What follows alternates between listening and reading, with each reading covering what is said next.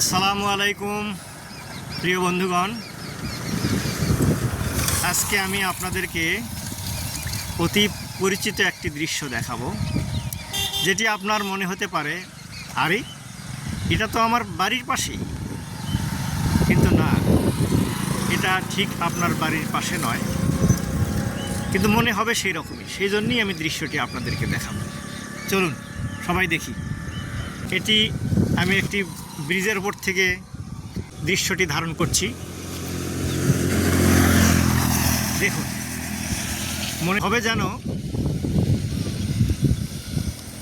আপনাদের ঠিক বাড়ির পাশে একটি বয়ে চলা নদী, পাশে ঠিক একটু ঢালু জায়গায় আবাদি জমি,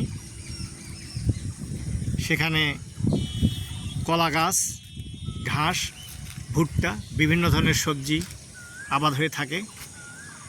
এবং এরপরে দেখুন প্রাকৃতিক দৃশ্য। আপনার আশেপাশে এলাকায় এটি ঠিক যেন আপনার বাড়ির পাশেই হবে এরকম।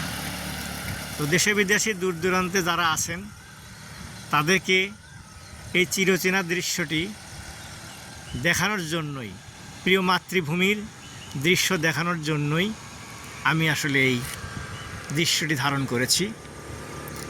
তো আমাদের একজন কবি এরকম দৃশ্যের প্রেমে পড়েই হয়তো একটি কবিতা লিখেছিলেন, পরবর্তীতে সেটি গান আকারে আমরা গেয়ে থাকি।